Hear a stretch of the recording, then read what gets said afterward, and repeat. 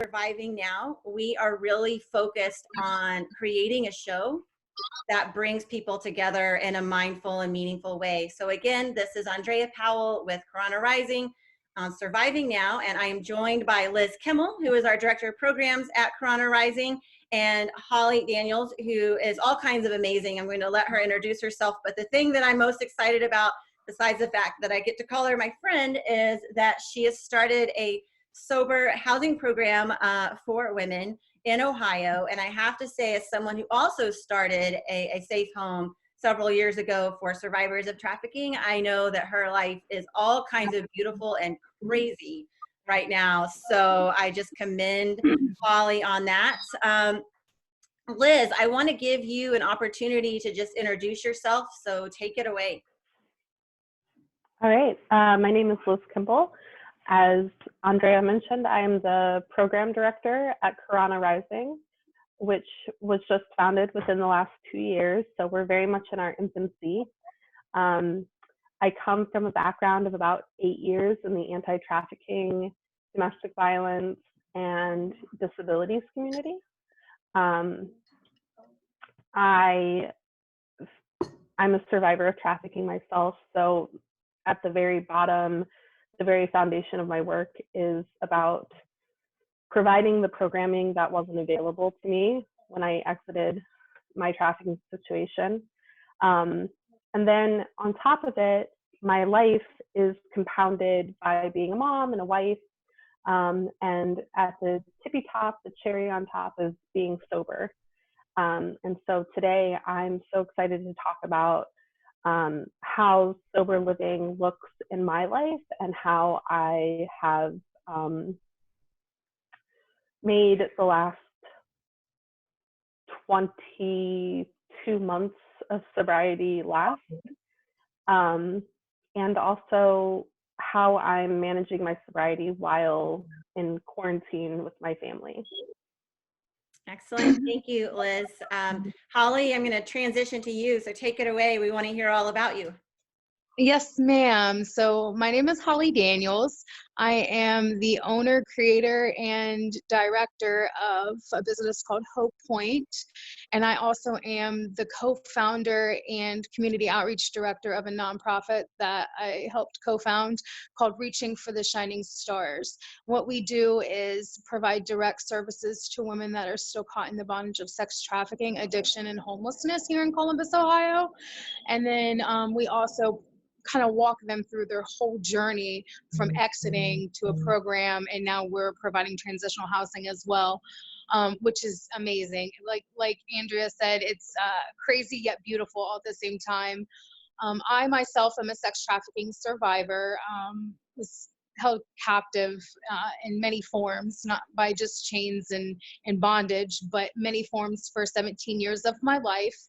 Addiction is a staple throughout that history, and I have 5.5 years out of the lifestyle and 5.5 years sober, and maneuvering through life without using drugs or alcohol as a coping mechanism has been a challenge and a journey for me, because that's the only way I knew how to cope with my feelings and anything that was coming up. So and then the quarantine has made it rather difficult because you can't hang out with people that have been your sober support system, and Zoom meetings just aren't the same as like human contact, you know? So, and then with the women at the house, they don't know how much they've given to me. Like, they keep me sober just as much as I help keep them sober. So they've been a blessing in my life. There's some phenomenal women that are living in my home right now, and I couldn't ask for anything more gracious. That's wonderful, Holly. Thank you for sharing that. And you know, I just think that building that community is so vital. And we're going to be talking a little bit about social connection. To sort of elaborate a little bit into the conversation, I found some statistics because I was feeling very googly last night. And so I Googled myself to a statistic that, according to CNN, total alcohol sales have increased by 26.2% compared to this time a year ago. And despite Wow. restaurants and bars being closed. much of that demand has shifted, of course, to online delivery, such as Drizzly, and the sale of alcohol on Drizzly has increased by 441%. Like Wow. I can't even like That's fathom drastic that big of a change. number. Like like that blows my mind. And just, you know, thinking about, you know, as a woman, as someone who has experienced different forms of sexual assault and domestic violence, you know, being socially distant, I started to worry about, well, what if I started to, you know, overconsume wine, which is sort of the thing I like, or just, you know, I just wanted to make sure that I was using this time for myself to heal, to think about things that I've been through, but also to be positive and creative.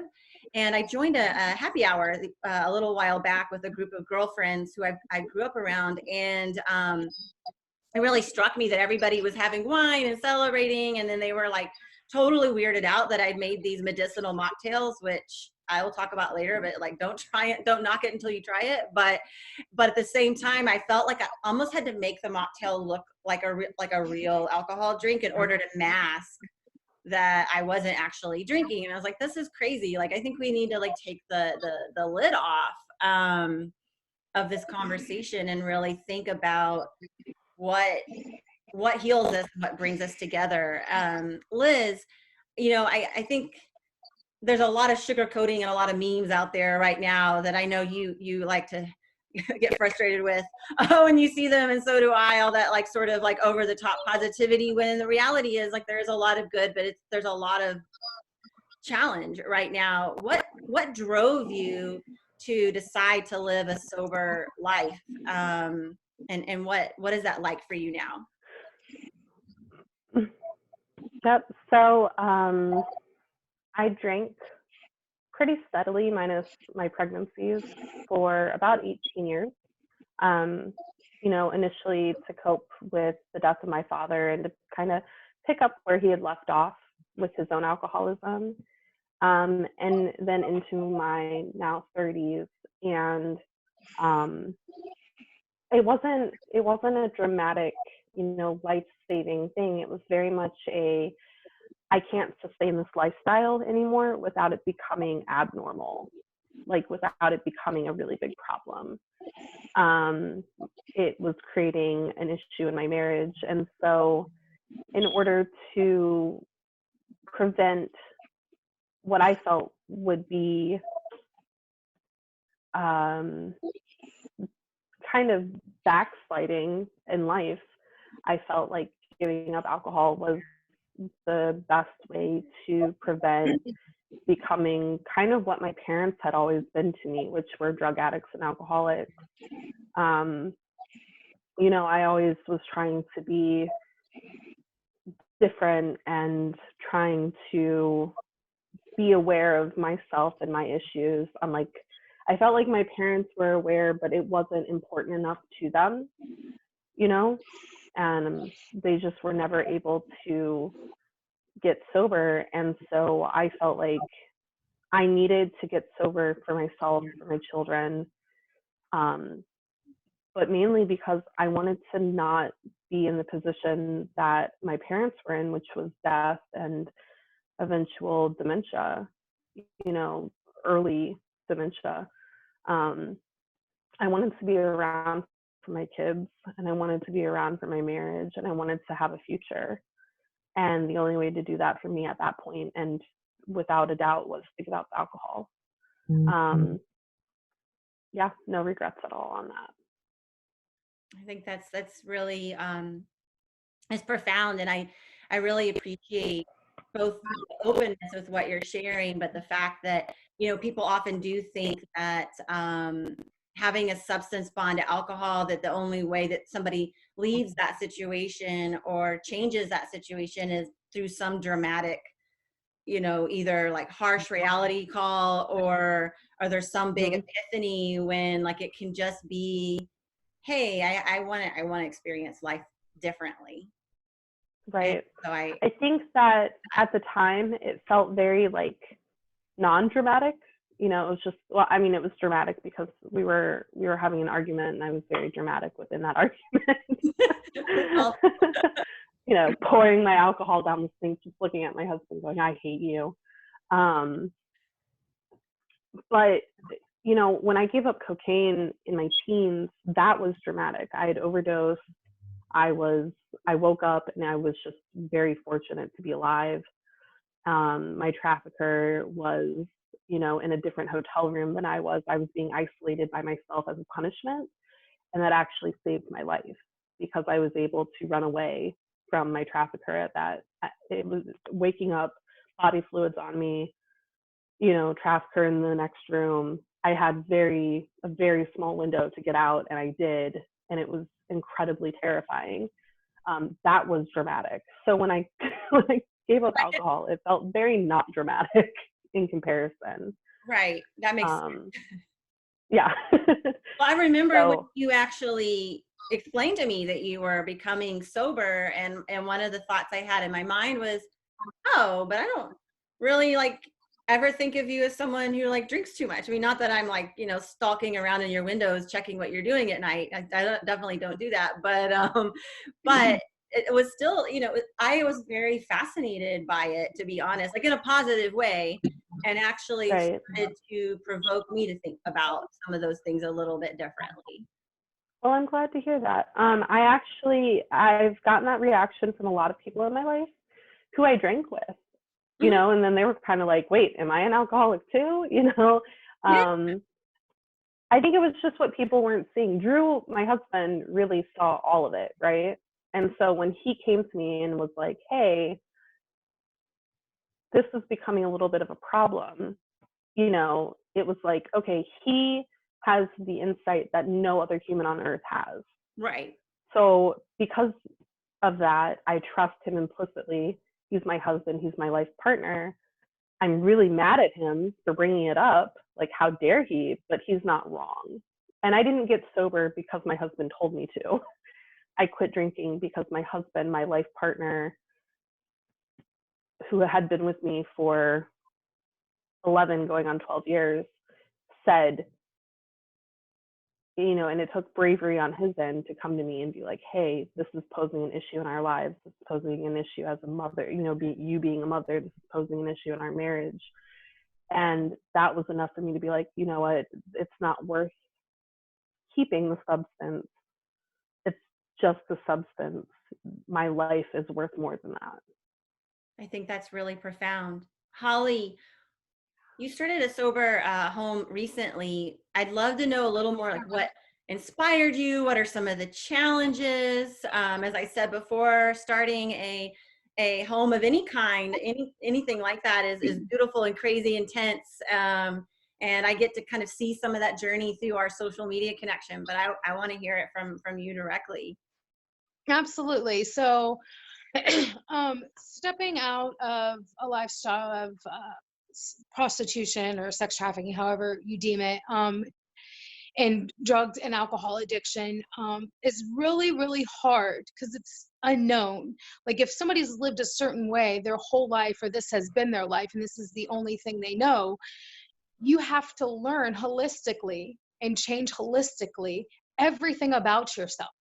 Because if my coping mechanism is drugs and alcohol, and this is the way that I've been taught and the way that I've been living for 5, 10, 15, 20 years, that's your routine, that's your pattern.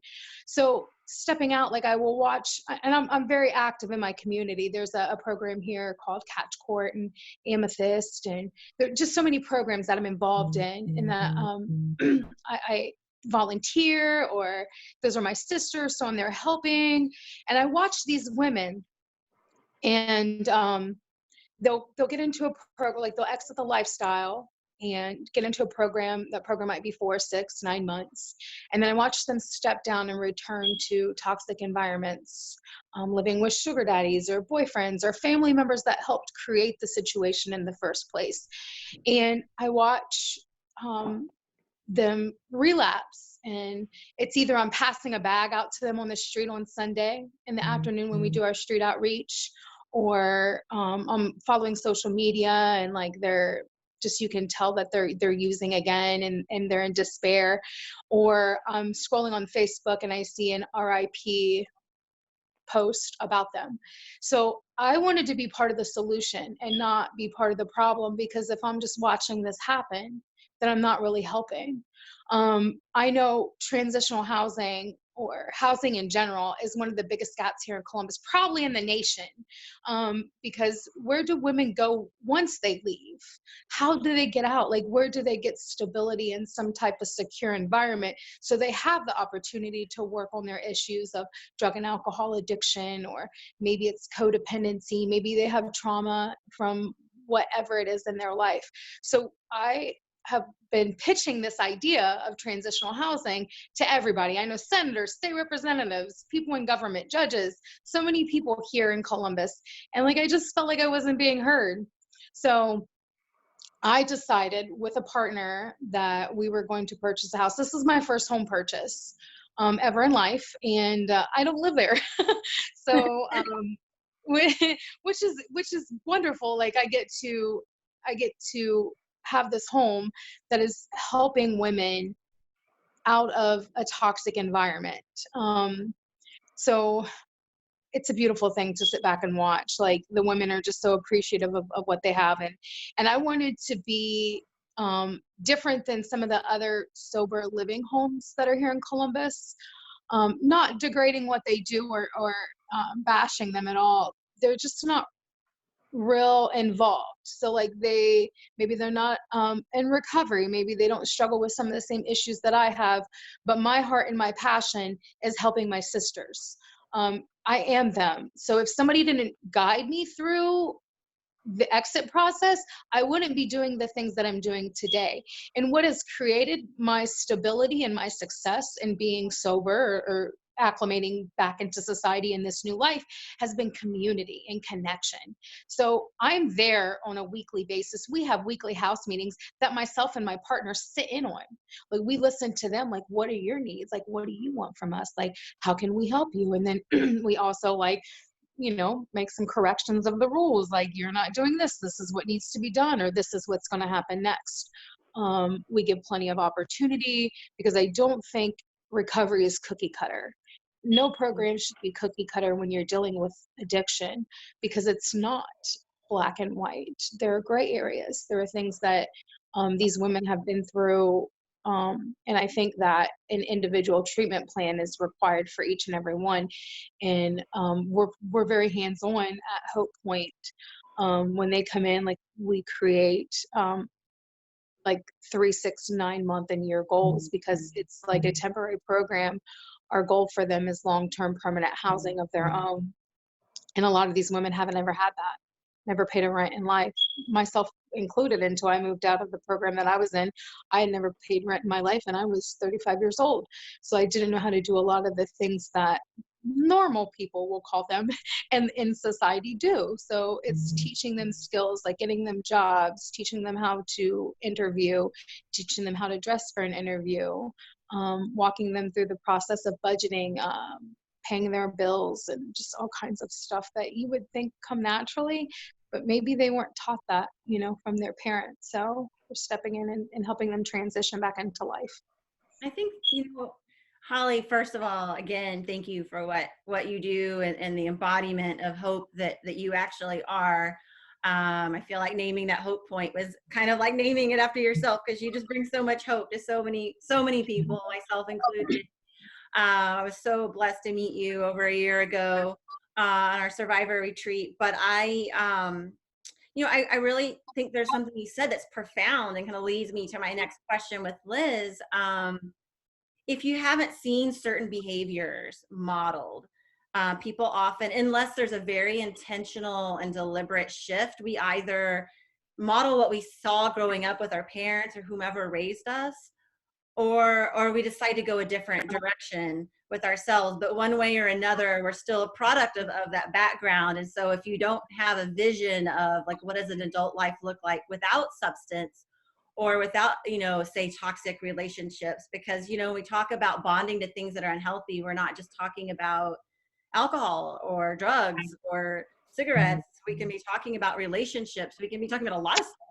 Food. So Right. it's about, like, finding, how do we replace things that we bonded to cope that are unhealthy with things that that are healthy for us. I mean, what I think is healthy may be different from someone else. So Liz, you know, what are some things that you're doing to self-soothe and cope right now? Because I know that you really have a lot on your plate, as do many, but you know, kids at home when you're trying to work and thinking about your own recoveries is a lot, and I get that. Yeah. So I think what I try to keep in mind is grace. Grace is a huge thing that I try to have for myself, because if I don't, I would just be miserable. Um, I think that it's true that trauma recovery as well as substance recovery really isn't linear. Even if I don't drink, and I haven't drank or used cocaine for that matter, or smoked cigarettes, and I haven't had a cigarette in almost 15 months, I think.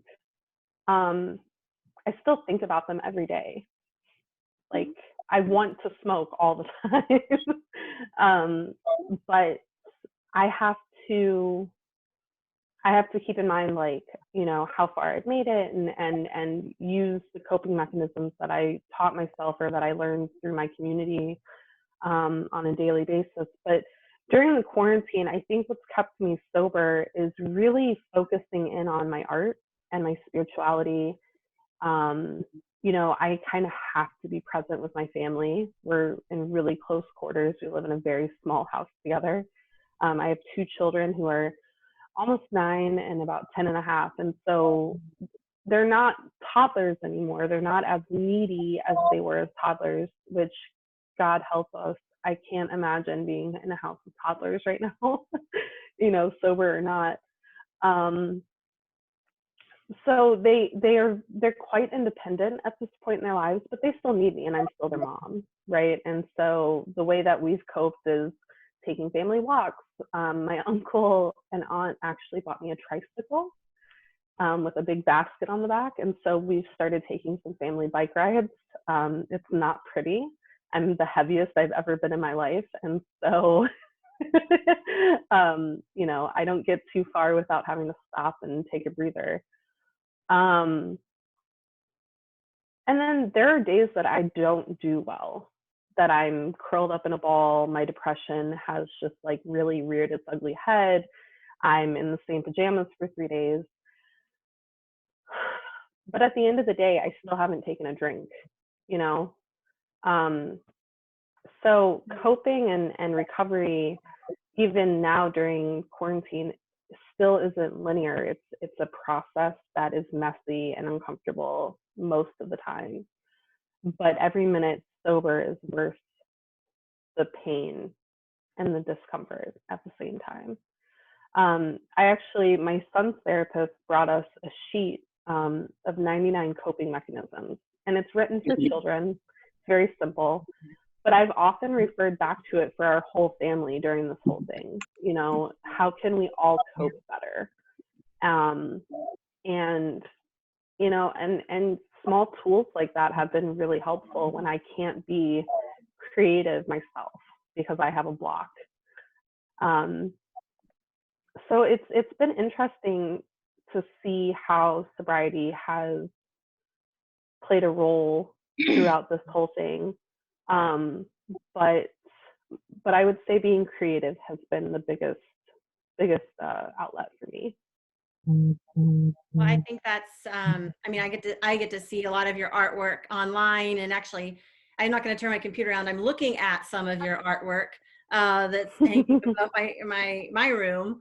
But you know, I think that it is true that we have to think about recovery as like a daily thing. And that there's nothing linear about it. You have good days and bad days. You might even like have good minutes and bad minutes. And not to be like, overly leading the interview, but is there anything that you want to share about spoons?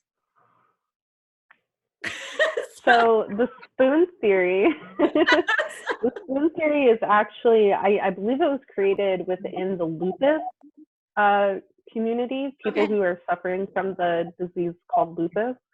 So they began the spoon theory idea where every day you wake up with a number of spoons. They have a number of spoons on the chart, and I don't remember how many they were.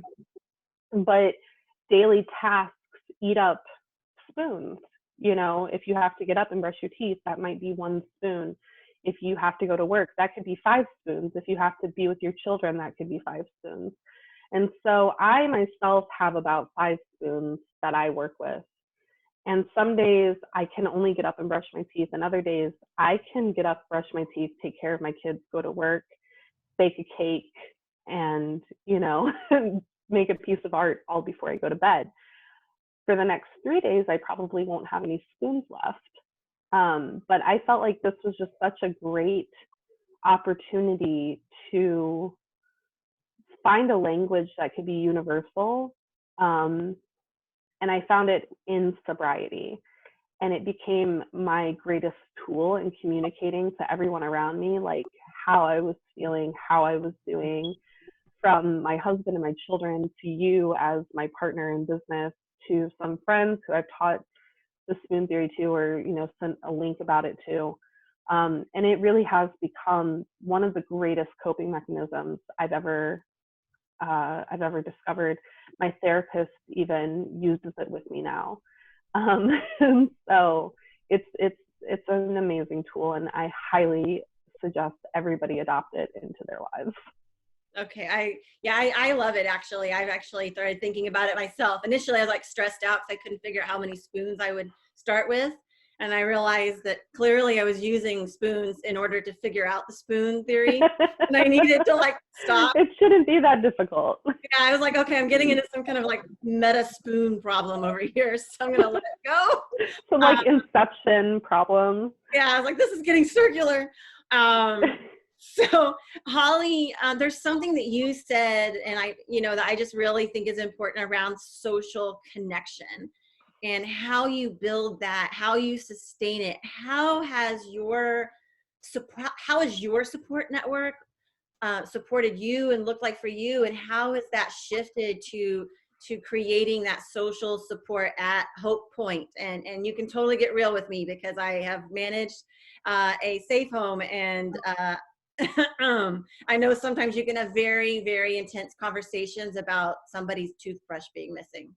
So, because it's not about the toothbrush, it's about balance of power. And so, like, I've learned over the years, like, the conversations you have in a safe home can be, seemingly very small, but actually very, very meaningful as you're very large. Yes. Yeah, your sense of connection. So take it from here, Holly. So for myself, connection is what has created the solid foundation beneath my feet in order to not pick up drugs and alcohol, or even return to my old life and old behaviors. Because again, I didn't know how to function normally in society. I had spent 21, 22 years in active drug addiction. Like, it's been generational for my family. Like, I'm a cycle breaker. I'm the first person in my family to get out of poverty, to go to college, to get higher education, even like get any type of higher education. Like, nobody has like a high school diploma in my family. I'm the first person to get sober, to get clean, to break the cycle of trafficking in my family. Like, all of it's been generational for my family. So, that's a heavy burden to bear, but like, somebody had to show me how to live life. And these women, like, I went through AA and Amethyst and some different programs, and like, they just surrounded me and like showed me how to be a woman, showed me how to be a person, showed me like what steps to take and how to think and how to act, because I didn't know. So like, I remember I never really done anything in life. And like, we just went to go like play pool somewhere, or like going to karaoke, or traveling for the first time, or going kayaking, just so many different things that like I've experienced in my new life in the past, I would say 4 years. Like, and I like have done it with the women in Alcoholics Anonymous, because again, I didn't know how to do anything. I didn't even know what I liked. And like, I get to learn, and like, they're showing me how to live life sober, and how to function, and how to cope with like feelings. Cause like, a lot of times we would mask our feelings with drugs and alcohol, so we didn't have to feel. And at Hope Point, again, it's a connection.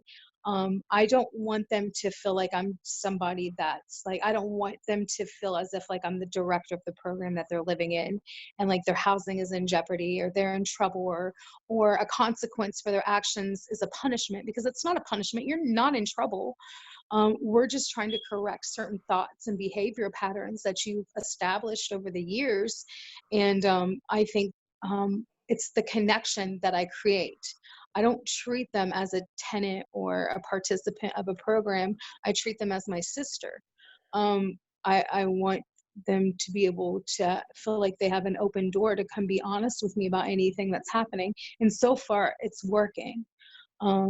Again, not without bumps in the road. Oatmeal cream pies have been a hefty conversation in our house.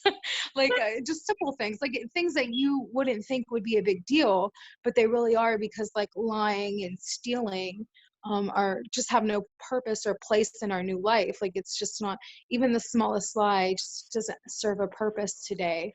But then there's like big conversations about um, things like being honest with your medical providers, because they don't know your history. That's a big one that we struggle with. And they can still offer, because a lot of the drug companies are drug pushers just legally. We'll talk about that in another conversation. However, like these drug companies promote their product through the doctor's offices, and the doctors prescribe it to us. You have to be able to make good choices in what you put in your body, because if you're in recovery, we're not normal. I mean, some people can smoke marijuana. Some people can drink and have a few drinks and walk away from it and not disrupt their life. If you identify as an addict or an alcoholic, we're just not normal like that. Like it just doesn't, we don't, for myself, I can't do that. Like I can't have one drink because it just spirals out of control and it's a disruption to my life and I can't function properly anymore. So like you have to be able to make a good choice and be honest with your medical providers about your history so that they don't offer you these types of drugs. So that's been a big conversation in our house, because a few of the ladies were offered and one of them fell because of that. But we pick ourselves up and we look at it as a learning experience and we move forward. So again, those connections and the ability for them to approach me not as their director, but as their sister. I think, you just said something, Holly, that I'm going to reiterate it because I just think it's so important. Everybody's body is different. Everybody's mind and connection to our body is different. And it's true that even though there are amazing medical professionals out there, it is a real issue that oftentimes, particularly women's bodies, are all treated the same.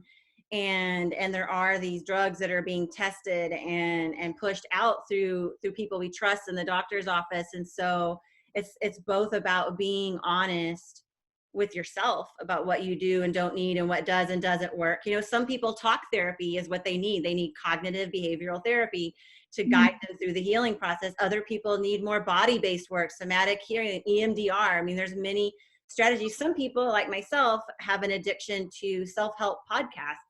But everybody has their thing and everybody's human body is different. So I love that you are looking at each woman who's living in the home, your first home that you bought and don't live in, as an individual, multifaceted with like all the good, bad, and ugly. And that kind of transitions me to you, Liz. What role does stigma and judgment play in how women in particular, I mean, anyone, but particularly women, as they decide to share their sobriety journey? Because I think, that's been a really big part of what you've done that I think has helped so many people. And I'm curious to know how you feel about like that destigmatizing and what judgment does in that space. Yeah, I feel like telling people that I was sober was not difficult. Defending my sobriety became an incredibly difficult thing that I had no idea would ever be a thing. I never realized that I would feel insecure about being sober. I never realized that I would be questioned if it was really necessary for me to be sober. Like it never occurred to me that those were things. I think the hardest thing is knowing that I have to ask for a special space in people's lives where alcohol isn't permitted. You know, I can't join people at the bar, you know, for their happy hour and drink a soda. It's just not something that is healthy for me. And so my friends who continue to drink, and I support that decision in them, you know, it can be a little triggering sometimes to be on Facebook and see like, oh, mommy needs a drink because she's been home with her kids all day. And it's like, I know I used to be like that because it's in my Facebook memories. You know, actually every year, minus the times that I was pregnant, I'm seeing a lot of like, in my Facebook memories, I'm seeing a lot of like, oh, I can't wait to drink wine after I clean the house today, or I'm sitting by the pool with a beer. You know, it was like so pervasive in my life, and it was, nobody ever said anything. Nobody ever pointed it out. And a part of me is thankful for that, because that would have felt like judgment and condescending. But another part of me is like, man, how did nobody see that it was a problem? Like, it was so pervasive that it was part of my like everyday Facebook posting. That's how much I was drinking. I certainly wasn't drinking for Facebook. Like, I was drinking way more than I did on Facebook, you know? And so it's just, it's interesting to me. But yeah, I think seeing like the mommy wine hours right now have been really interesting. Fortunately, one of the things that I was able to do and utilize as a coping mechanism was I was able to find inspirational people on like Instagram when I got sober, you know, moms who are also in sobriety, people who share my spirituality that are in sobriety, my recovery group. You know, I have a home group, and then I'm friends with them on Facebook and Instagram. I follow, you know, like Smart Recovery on Instagram and Facebook. So as much as I'm getting bombed by my mom friends who are still having mommy wine hour, I'm also getting bombed with my recovery community who are constantly posting inspirational things or real things that I can relate to in recovery. And so using social media to my benefit has been a really great coping mechanism throughout the quarantine to help kind of counterbalance what I'm getting triggered by seeing, you know, mommy wine hour and things like that. I think that's really, I love those resources, and we're going to be sharing some of those resources for listeners on our YouTube channel and our website as well. Smart Recovery is one that I've been fascinated by since you first started speaking about it. There's another one that's Seek Healing, and they have some really interesting resources. And actually, they were the ones who got me thinking about substance abuse as substance bonding, because words matter. And that kind of like blew my mind. I have a more of a history of, I would say, bonding to toxic relationships. So I can, you know, Liz, you know me, I can be like super stubborn about that kind of stuff. And so I had to find my own kind of like smart recovery through, you know, like Mark Grove's podcast or Love, Happiness and Healing or Love Link, or like finding all these ways. So everyone has to build that community.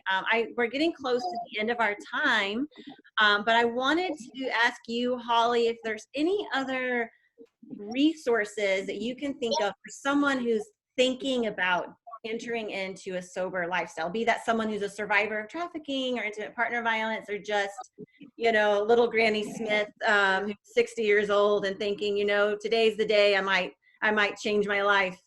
What would be some initial steps that you would suggest? First and foremost, I would tell them to check out any 12-step fellowship that they might want to associate themselves with, whether that be Narcotics Anonymous, Alcoholics Anonymous, Marijuana Anonymous, Heroin Anonymous, Cocaine Anonymous. There are tons of them out there that are available for any drug or substance that you may or may not have been using. I would look up a local one that's available and convenient for you to go into. Walk in there. I know it's scary and overwhelming because like you don't know anybody, you don't know if you even fit in, like your story, but just sit back and listen to some of the things that they may have to say, and you might be able to relate. They may give you some advice on what steps to take next, and they can guide you through the process. It'll be completely up to you and your own self-determination to identify as an alcoholic or an addict. And if you're willing to make a change in your life, or you feel like it's time to make a change, those 12-step fellowships will walk you through the 12 steps of Alcoholics Anonymous or Narcotics Anonymous in order to make that change. If you know somebody who's already in recovery, maybe sit down and have a conversation with them that could be more intimate and personal, just to see if you're even able to identify those feelings as an alcoholic or an addict, because maybe you're just thinking maybe you are, maybe you're not. I don't know. That's completely up to you to determine. So those would be my suggestions: finding somebody that's already in recovery and sitting down and having a conversation with them, or 12-step fellowship. I think that's really helpful. And, you know, I think I wanted to kind of, you know, lead us to a close here and saying, you know, once again, recovery is not linear, as Liz pointed out. You have to have a good social network, as Holly, as you said, and really a sense of sisterhood. And that doesn't mean that we can't have guys in a sisterhood as well in their own way. I know many amazing men who are also leading sober lives, some for over 20 years, and I think that you know, just as women have the mommy wine hour or the girls' night out, guys still have the bros will be bros, and like having a drink, smoking at the grill, and like all that stuff. I mean, I grew up in a small Texas town, so bubble culture is alive and well. But I think that you know, we're starting to shift the envelope, and you know, here at Karana Rising, we're all about non-judgment, and we're about creating spaces for innovation and change. So I would be remiss if not to plug that if people want to learn more about Karana Rising, about being a survivor, get connected to our resources, you can go to our website at karanarising.com, or if you want to see where the real action's at, go to our Facebook at Karana Rising, our Instagram, which is We Are Karana Rising. We're not that much into Twitter. We just, you know, can't be bothered. But the rest of it, we're alive and well. And, you know, Holly, I want to make sure that people know if they want to support Hope Point, how do they do that? How do they do that? So you can, well, we don't have our website up for Hope Point. It's relatively new, but through Reaching for the Shining Stars, you can go to the Shining Stars with a Z at shiningstars.org. Sorry, with a Z. I will make That's sure one that way. right up. Yeah. Awesome. Okay. So I want to close then by letting everyone know we're appreciative of you for joining in. We want to hear from you. We are open to questions.